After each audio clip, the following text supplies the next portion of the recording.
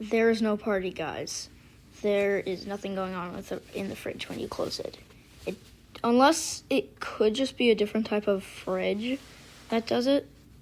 My type of fridge might just not do it. Or I'm just facing the camera the wrong direction. I don't think that would be a thing, though.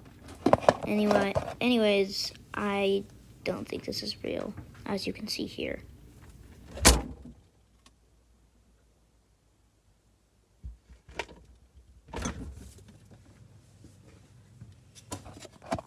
Must just be my fridge. And that's why